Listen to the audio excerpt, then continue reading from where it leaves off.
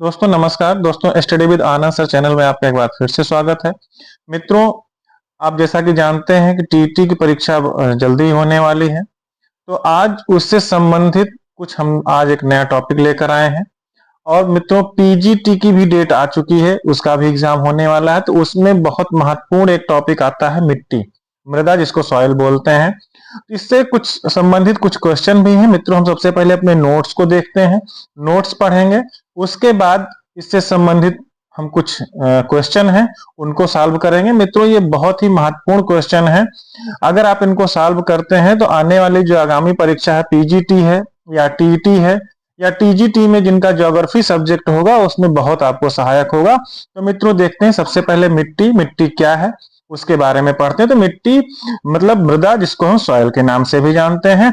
तो मित्रों, मृदा भूमि की ऊपरी पाई जाने वाली दानेदार परत है, जिसका निर्माण मूल रूप से चट्टानों के विखंडित होने या उनमें वनस्पति व जीवों के सड़ने, गलने तथा जलवायु की क्रिया में निर्मित अम्लीय पदार्थ से लाखों वर्षों की प्रक्रिया के बाद मृदा का रूप लेती हैं। इसका निर्माण चट्टानों के घिसावट से होता है, जिसमें अत्यधिक समय लगता है। मिट्टी के अध्ययन विज्ञान को मृदा विज्ञान कहते हैं। मित्रों, इसको हम अंग्रेजी में आप कह सकते हैं कि इसको पेडालॉजी भी बोलते हैं। मिट्टी की 5 परतें होती हैं। इन पांचों परतों को मिलाने पर मृदा परिच्छेदन या प्रोफाइल बनता है। तो मित्रों, ये जो 5 हैं इनके बारे में देखते हैं। पहला हॉरिजॉन ओ है, इसे ह्यूमस कहते हैं। यह मिट्टी का सबसे ऊपरी भाग होता है। इसमें सर्वाधिक मात्रा में कार्बनिक पदार्थ तथा खाद्य पाए जाते हैं और यह जंगलों में मृदा अधिक पाई जाती है। यह मृदा जो है मित्रों जंगलों में अधिक पाई जाती है। अगला आपका आता है हॉरिजॉन ए, इसे ऊपरी मृदा भी कहते हैं। छोटे पौधों का जड़ हॉरिजॉन ए तक ही जाता है। यह बहुत ही उपजाऊ होती है। इसमें कीड़े मकोड़े और चूहे रहते हैं। मतलब मित्रों, जो हॉरिजॉन ए है आपका, इस मिट्टी तक, मतलब जिस मिट्टी में जो कीड़े मकोड़े और चूहे यहाँ पर निवास करते हैं। अगला मित्रों आपका आता है हॉरिजॉन बी। बड़े पेड़ पौधे के जड़ हॉरिजॉन बी तक जाते हैं। मतलब जो बड़े बड़े पेड़ होते हैं उनकी जड़ें यहाँ तक पहुंचती हैं। अगला मित्रों आपका कौन सा आता है? अगला आपका आता है हॉरिजॉन सी, जो खेतों के लिए अच्छी नहीं होती। मतलब ये ज्यादा नीचे स्तर पर होती है, इसलिए खेतों के लिए उपयुक्त नहीं होती। मित्रों, हॉरिजॉन आर जो है, यह केवल पत्थर पाए जाते हैं। मतलब यहाँ पे जो ये जिससे निचला स्तर जो मिट्टी का होता है, वहां केवल पत्थर पाए जाते हैं, जिसको हम हॉरिजॉन आर के नाम से जानते हैं। मित्रों, भूगोल के अनुसार मिट्टी के प्रकार कैसे हैं, इनको देखते हैं। जो भौगोलिककरण में बताया गया, भूगोलवेत्ताओं ने बताया है कि भूगोल के अनुसार मिट्टी को 2 भागों में बांटते हैं। एक स्थानबद्ध मिट्टी होती है तथा दूसरा जो है स्थानांतरित मिट्टी होती है। स्थानबद्ध का मतलब मित्रों होता है उसी स्थान पर, और स्थानांतरित का मतलब होता है एक स्थान से दूसरे स्थान पर पहुंच जाना। तो स्थानबद्ध मिट्टी क्या है? वैसी मिट्टी जो अपने बनने वाले स्थान पर ही रुकी रहती है, उसे स्थानबद्ध मिट्टी कहते हैं। जैसे काली है, लाल है, लेटराइट मिट्टी, ये जो है स्थानबद्ध मिट्टी के नाम से या स्थानबद्ध मिट्टी के अंतर्गत आती है। अगला मित्रों आता है आपका स्थानांतरित मिट्टी। मतलब जो एक स्थान से दूसरे स्थान पर, वैसी मिट्टी जो अपने बनने वाले स्थान को छोड़कर वायु या जल के द्वारा दूसरे स्थान पर चली जाती है, उसे स्थानांतरित मिट्टी कहते हैं। जैसे जलोढ़ मिट्टी है, ये जो है अपने स्थान से दूसरे स्थान में परिवर्तन हो जाता है इसका। मित्रों, आईसीएआर जो Indian council for agriculture research है, इसमें भारतीय कृषि अनुसंधान परिषद ने भारत में मिट्टियों को 8 भागों में विभाजित किया है। क्या है? भारत में मिट्टी को 8 भागों में विभाजित किया है। तो वो 8 भाग कौन कौन से मित्रों देखते हैं। आपके 8 भाग हैं वो जलोढ़ मिट्टी, काली मिट्टी, लाल मिट्टी, लेटराइट मिट्टी, पर्वतीय मिट्टी, दलदली मिट्टी, मरुस्थलीय मिट्टी, और ये मित्रों लास्ट में आपका आता है लवणीय मिट्टी।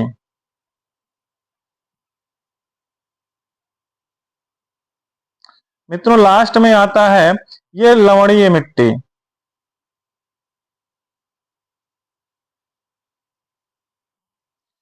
ये लवणीय मिट्टी आ जाता है। तो मित्रों इस प्रकार से आप 8 प्रकार की मिट्टियों को देखते हैं। मित्रों अब इससे संबंधित हम देखते हैं एक एक मिट्टी को पढ़ेंगे। जैसे पहले जलोढ़ मिट्टी या काली मिट्टी, लाल मिट्टी, लेटराइट मिट्टी, पर्वतीय मिट्टी, दलदली मिट्टी, मरुस्थलीय मिट्टी और लवणीय मिट्टी। तो मित्रों हम देखते हैं जो है एक मिट्टी को विस्तृत रूप में पढ़ेंगे और उससे संबंधित कुछ क्वेश्चन होंगे, उनको सॉल्व करेंगे। सबसे पहले उस मिट्टी के बारे में समझेंगे, क्या है, कहां से कहां उसका क्षेत्र ज्यादा है, किस क्षेत्र में ज्यादा पाई जाती है, किस राज्य में ज्यादा पाई जाती है, या इस मिट्टी में कौन सी फसलें ज्यादा उगाई जाती हैं, इसको देखेंगे और उससे संबंधित कुछ प्रश्नों को देखते हैं। तो मित्रों हम चलते हैं, अब इसमें इससे संबंधित कुछ ध्यान देते हैं। मित्रों एक छोटा सा डायग्राम है आपका मिट्टी का। तो देखिए इसमें सबसे पहले जो ओ आपका है, इसको हम क्या बोलते हैं, ह्यूमस भी कहते हैं। ह्यूमस है या मिट्टी का सबसे ऊपरी भाग होता है। इसमें सर्वाधिक मात्रा में कार्बनिक पदार्थ तथा खाद्य पाए जाते हैं, जो जंगलों की मृदा भी में अधिक होता है। अगला क्या है, जो ए आपका है, इसमें देखिए इसकी जो ऊपरी मृदा को कहते हैं, छोटे पौधों की जड़ हॉरिजॉन ए तक ही जाता है, अब बहुत ही उपजाऊ होती है मित्रों। और जो बी है आपका, बी में आप देख रहे हैं इसमें क्या है, बड़े पेड़ पौधे तथा जड़ जो बड़े पेड़ पौधों के जड़ हॉरिजॉन बी तक ही जा पाते हैं। यहाँ पर देखिए अगला आपका आता है जो सी आपका आता है। सी में क्या होता है, जो खेतों के लिए अच्छी नहीं होती। देखिए यहाँ पर बहुत छोटे छोटे कंकड़ पत्थर, लेकिन जो आपका लास्ट में जो आर है ये बेड रॉक होता है, यहाँ केवल पत्थर होते हैं। ये सब देखिए, ये सब देखिए केवल पत्थर होते हैं। तो मित्रों इस प्रकार से एक छोटा सा डायग्राम है ये। आगे हम लोग चलते हैं, अब एक एक मिट्टी को पढ़ेंगे और उससे संबंधित कुछ प्रीवियस ईयर के कुछ क्वेश्चन हैं जो आपको पीजीटी या टीटी या जिनका टीजीटी में मित्रों ज्योग्राफी का सब्जेक्ट है उसमें आपके लिए बहुत सहायक होगा। तो मिट्टी से संबंधित जो भी प्रश्न होंगे उसको आपसे छूटने नहीं पाएगा और आप अच्छे से उसको सॉल्व कर लेंगे। अब हम लोग मिट्टी में जो काली मिट्टी है उसके बारे में पढ़ेंगे। फिलहाल इसके प्रीवियस ईयर क्वेश्चन मित्रों जो कुछ प्रश्न पूछे गए हैं पूर्वावलोकन से हमने लिया है, जो सामान्य भूगोल और विश्व भूगोल के इसमें आपका तीसरा जो संस्करण है घटना चक्र का, इसी से हमने प्रश्न लिए हैं। हम सबसे पहले काली मिट्टी देखते हैं। काली मिट्टी क्या है, काली मिट्टी को रेंगुर कपास की मिट्टी के नाम से भी जाना जाता है, या ट्रॉपिकल ब्लैक अर्थ एवं ट्रॉपिकल चेनोजम आदि नामों से भी मित्रों इसको जाना जाता है। भारत में रेंगुर मिट्टी का निर्माण बेसाल्ट लावा के अक्षय अपरदन के कारण हुआ है। यह मिट्टी दक्कन ट्रैप के ऊपरी भागों में विशेष रूप से महाराष्ट्र, मध्य प्रदेश, गुजरात, तेलंगाना, आंध्र प्रदेश तथा कर्नाटक में पाई जाती है। राष्ट्रीय मृदा सर्वेक्षण एवं भूमि उपयोग नियोजन ब्यूरो के अंतर्गत टी भट्टाचार्य ने जो एक शोध रिपोर्ट दिया, उनके अनुसार काली मिट्टी जो है भारत के विभिन्न राज्यों में लगभग 5.46 लाख वर्ग किलोमीटर क्षेत्र में फैली मिलती है। यह देश के कुल भौगोलिक क्षेत्रफल का लगभग जो है 16.6% भाग पर विस्तृत है। मित्रों कहीं कहीं पे 16.6% मिलता है, कुछ किताबों में इसको 13% भी दिखाया जाता है। बाकी काली मिट्टी कपास की खेती के लिए ज्यादा अच्छी मानी जाती है और गन्ना के उत्पादन के लिए भी यह अच्छी मानी जाती है। इसकी प्रचुर जो कपास की और गन्ने की खेती के लिए अत्यधिक उपयुक्त मिट्टी मानी जाती है। इनमें लोहा, चूना, कैल्शियम, पोटेशियम, एल्यूमिनियम और मैग्नीशियम कार्बोनेट की अधिकता होती है। मित्रों कई बार पूछा जाता है, अभी आप इससे संबंधित क्वेश्चन देखेंगे कि इस मिट्टी में कौन कौन से चीजें प्राप्त हो पाई जाती हैं, ये सब ऐसे प्रश्न आपको आएंगे। जैविक पदार्थ की कमी पाई जाती है। इस मिट्टी का काला रंग टिटेनीफेरस मैग्नेटाइट एवं जीवाश्म की उपस्थिति के कारण होता है। मित्रों ये आपके लिए इंपॉर्टेंट होता है कि इसका काला रंग किस लिए होता है, तो आप मित्रों इसको जरूर नोट कर लीजिएगा कि काली मिट्टी का जो रंग काला होता है वो टिटेनीफेरस मैग्नेटाइट एवं जीवाश्म की उपस्थिति के कारण होता है। और इसी में देखते हैं मित्रों कि काली मिट्टी में तीव्र जल धारण की क्षमता पाई जाती है, अर्थात जो है जल्दी से जल को सोख लेती हैं या भीगने पर ठोस और चिपचिपी हो जाती है। मतलब जैसे इस पे थोड़ा सा मिट्टी पड़ता है ये ठोस हो जाती हैं और चिपचिपी हो जाती हैं तथा सूखने पर आकुंचित एवं दरार युक्त हो जाती हैं। ये मतलब जैसे ही सूखती हैं तो मित्रों इसमें दरारें पड़ जाती हैं, इसलिए इसे स्वतः जुताई वाली मिट्टी भी कहा जाता है। इस मिट्टी का रंग गहरा काला से हल्का काला और चेस्टनट की तरह होता है। मतलब कहीं कहीं की इस मिट्टी में आप देखेंगे कि बहुत काली भी होगी और कहीं कहीं कम काली भी होती है। क्रेब्स के अनुसार रेगुर एक परिपक्व मृदा है जिसके निर्माण में विशिष्ट उच्चावच और जलवायु की प्रमुख भूमिका होती है। तो मित्रों, ये काली मिट्टी से संबंधित कुछ था।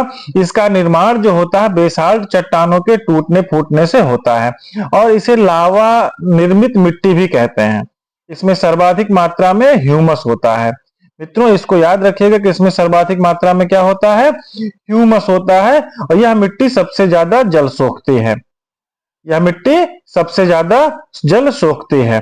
तो मित्रों, ये था कुछ इससे संबंधित। इसके जो मुख्य क्षेत्र है मैंने आपको वो भी बताया कि मध्य प्रदेश, गुजरात, महाराष्ट्र, उत्तरी कर्नाटक, इन सब स्थानों पर यह ज्यादा पाई जाती है। तो मित्रों, अब देखते हैं काली मिट्टी से संबंधित कुछ हमारे पास प्रश्न हैं, उनको देखते हैं कि पहला प्रश्न क्या है कि भारत की निम्न मिट्टियों में से कौन बेसाल्ट लावा के अपक्षय के कारण निर्मित हुई है।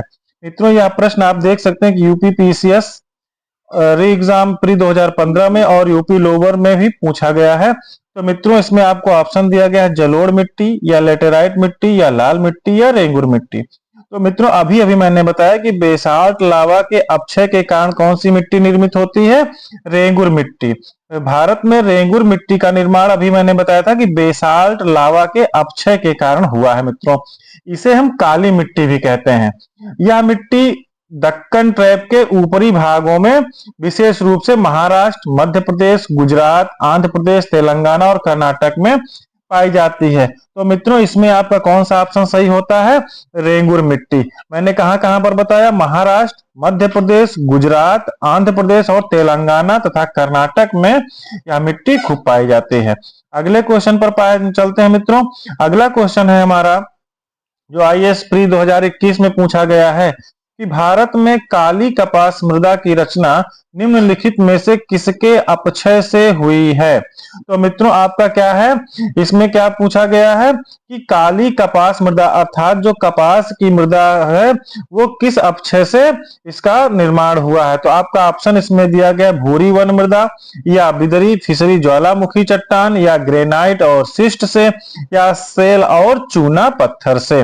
तो मित्रों, इसमें क्या है, ज्वालामुखी चट्टान अर्थात दूसरा ऑप्शन इसका आपका सही होता है। तो भारत में जो काली कपास मृदा की रचना वो बिदरी ज्वालामुखी चट्टान के अपक्षय से हुई है। जैसा कि मित्रों अभी मैंने आपको बताया था कि इसका निर्माण जो है बेसाल्ट के चट्टानों के टूटने फूटने से हुआ है। अगला क्वेश्चन है मित्रों, रेगुर किसका नाम है। अगला प्रश्न है हमारा कि रेगुर किसका नाम, जैसे कि आप देख सकते हैं कि एमपीपीसीएस में पूछा गया है, उसके बाद बीपीएससी में पूछा गया है, ये 2000 में और 1998 में। तो मित्रों, ये इसका ऑप्शन क्या आपका हो जाएगा कि रेगुर किसका नाम है।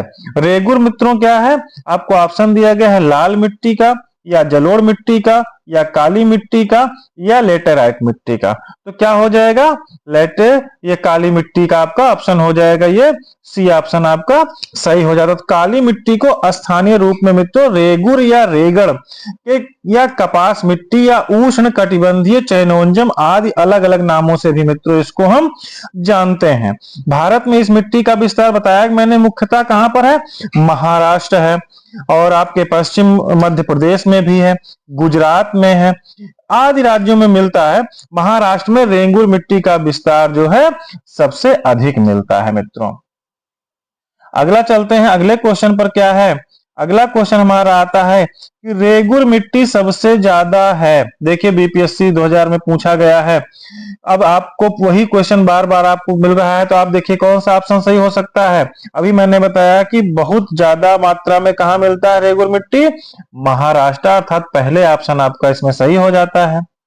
अगले क्वेश्चन पर चलते हैं मित्रों।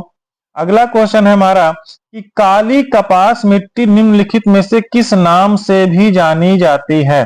आप देख सकते हैं कि यूपी आरओ एआरओ मेंस में 2016 में क्वेश्चन पूछा गया है, काली कपास मिट्टी निम्नलिखित में से किस नाम से भी जानी जाती है। तो मित्रों, इसमें आपका ऑप्शन कौन सा सही हो जाएगा, वही रेगुर। रेगुर को ही काली कपास या काली मिट्टी के नाम से भी जाना जाता है, ना कि बांगड़, ना कि भूर, ना खादर, अर्थात रेगुर इसका डी ऑप्शन सही हो जाता है।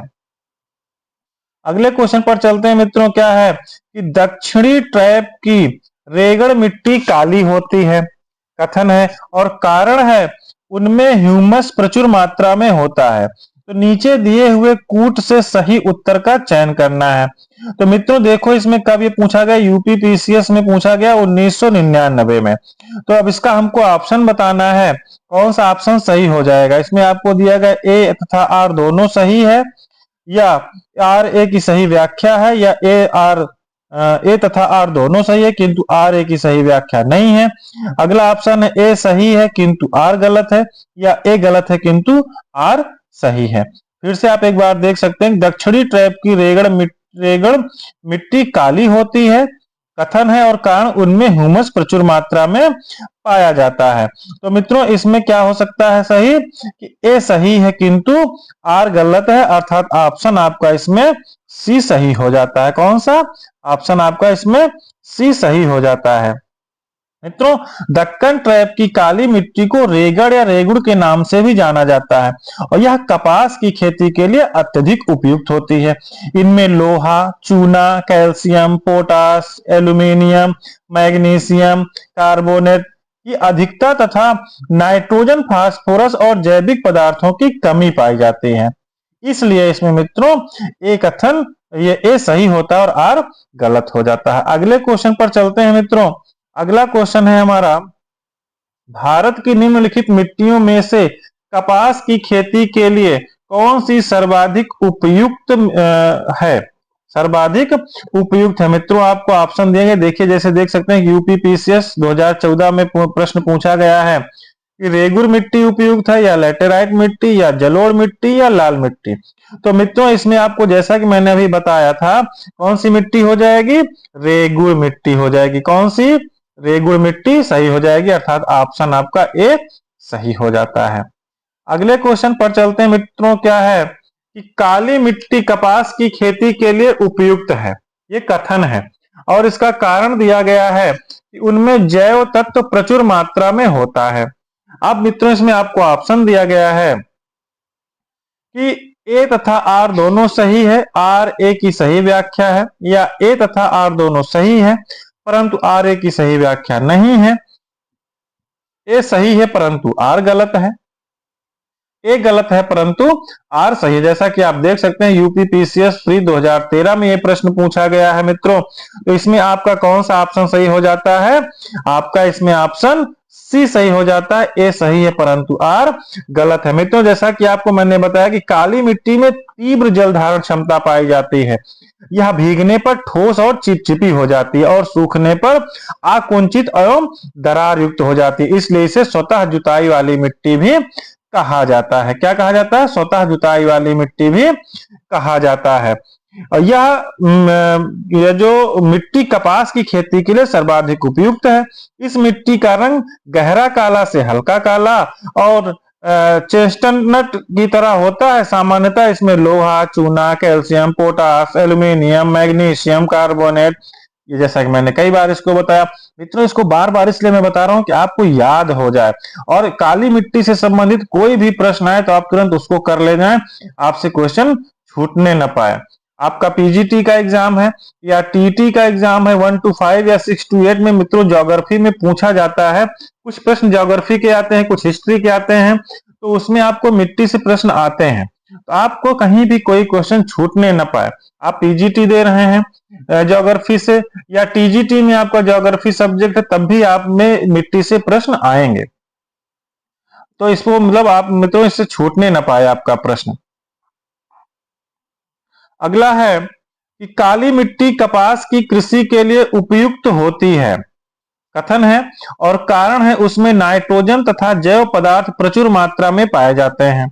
आपको ऑप्शन दिया गया है ए तथा आर दोनों सही है तथा आर ए की सही व्याख्या है, या ए तथा आर दोनों सही है परंतु आर ए की सही व्याख्या नहीं है, या ए सही है परंतु आर गलत है, या ए गलत है परंतु आर सही। मित्रों जैसा कि आप देख सकते हैं यूपी पीसीएस में मेंस में 2004 में ये प्रश्न पूछा गया है, और अब इसका उत्तर क्या होता है, आंसर सही क्या हो सकता है, इसका आंसर मित्रों आपका सी सही होगा। ए सही है परंतु आर गलत है, जैसा कि पिछले भी क्वेश्चन मैंने इसका विश्लेषण आपको बताया था। अगले क्वेश्चन पर चलते हैं मित्रों। क्या है कि देश की निम्नलिखित मिट्टियों में से किसे स्वतः कृष्ण मिट्टी कहा जाता है? आपको ऑप्शन दिया गया मित्रों, देखिए यूपी लोअर सब में प्री में पूछा गया 2009 में। तो आपको ऑप्शन दिया गया कि जलोढ़ मिट्टी को, या लेटेराइट मिट्टी को, या कपास की काली मिट्टी को, या मरुस्थलीय मिट्टी को। तो मित्रों इसमें क्या ऑप्शन सही हो जाएगा? कपास की काली मिट्टी। आपका सी ऑप्शन सही हो जाएगा। क्या हो जाएगा? कपास की काली मिट्टी, सी ऑप्शन इसका सही हो जाता है। अगले क्वेश्चन पर चलते हैं। अगला क्वेश्चन है कि लावा मिट्टियां पाई जाती हैं। क्या क्वेश्चन है मित्रों? कि लावा मिट्टियां पाई जाती हैं। आपको ऑप्शन दिया गया है छत्तीसगढ़ मैदान में, या सरयू पार मैदान में, या मालवा पठार में, या शिलांग पठार में। देख सकते हैं कि यूपी पीसीएस 1998 में यह प्रश्न आया था। तो इसमें मित्रों आपका कौन सा ऑप्शन सही हो जाएगा? मालवा पठार में, अर्थात ऑप्शन आपका सी सही हो जाता है कि पश्चिम भारत की काली मिट्टी का निर्माण लावा से हुआ है, इसलिए इसे लावा मिट्टी भी कहते हैं। और मालवा का पठार इसी दक्कन ट्रैप की काली मिट्टी क्षेत्र के अंतर्गत आता है। अगले क्वेश्चन पर चलते हैं मित्रों। अगला क्वेश्चन है हमारा, मालवा पठार की प्रमुख मिट्टी है। जैसा कि आप देख सकते हैं 2010 में यूपी पीसीएस में पीएससी में पूछा गया है, जीआईसी में। आपका ऑप्शन है काली मिट्टी, जलोढ़ मिट्टी, लाल मिट्टी, या लेटेराइट मिट्टी। तो मित्रों इसमें आपका ऑप्शन कौन सा सही होता है?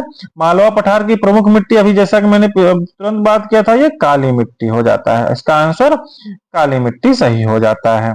अगले क्वेश्चन पर चलते हैं। अगला क्वेश्चन है कि इस मृदा को सिंचाई की कम आवश्यकता होती है क्योंकि वह नमी रोक कर रखती है, वह कौन सी है? देख सकते हैं कि छत्तीसगढ़ पीसीएस में पूछा गया है, यूपी पीसीएस में पूछा गया है। और आपको इसमें ऑप्शन कौन कौन से दिए गए हैं कि लाल मिट्टी, काली मिट्टी, लेटराइट मिट्टी, या जलोढ़ मिट्टी। तो मित्रों इसमें आपका कौन सा ऑप्शन सही हो जाएगा? काली मिट्टी, अर्थात बी ऑप्शन सही हो जाता है। ब्लैक सॉइल में तीव्र जल धारण क्षमता पाई जाती है, या भीगने पर ठोस एवं चिपचिपी हो जाती है, और सूखने पर आकुंचित तथा दर्रा युक्त हो जाती है। तो इसमें क्या होता है? स्वतः जुताई वाली मिट्टी कहा जाता है इसलिए इसे, और इस मिट्टी में सिंचाई की कम आवश्यकता पड़ती है मित्रों। अगले क्वेश्चन पर हम चलते हैं। अगला क्वेश्चन है हमारा कि झारखंड में काली मिट्टी कहाँ पाई जाती है?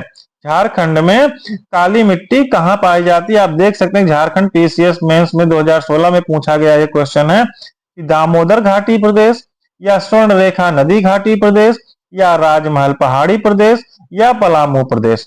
तो मित्रों इसमें आपका ऑप्शन कौन सा सही हो जाएगा? इसमें आपका राजमहल पहाड़ी प्रदेश, अर्थात सी ऑप्शन आपका इसमें सही हो जाता है कि राष्ट्रीय आपदा प्रबंधन एनआईडीएम की रिपोर्ट के अनुसार झारखंड में काली मिट्टी राजमहल क्षेत्र में पाई जाती है। तो मित्रों इस प्रकार से आज हम लोगों ने काली मिट्टी के संबंध में जो कुछ पढ़ा और उससे संबंधित कुछ हमने आज प्रश्न सॉल्व किए। इसी तरह से मित्रों हम और भी जो 8 प्रकार की मिट्टियां बताए हैं उसमें से आज हमने काली मिट्टी के बारे में पढ़ा है, और अब अगली क्लास में हम लोग और अन्य मिट्टियों के बारे में पढ़ेंगे और उससे संबंधित कुछ इंपॉर्टेंट प्रश्न लेकर आएंगे। आपको हमारी टीचिंग अच्छी लगे तो प्लीज हमारे चैनल को लाइक करिएगा, सब्सक्राइब करिएगा। मिलते हैं कुछ नए वीडियो के साथ, तब तक के लिए धन्यवाद।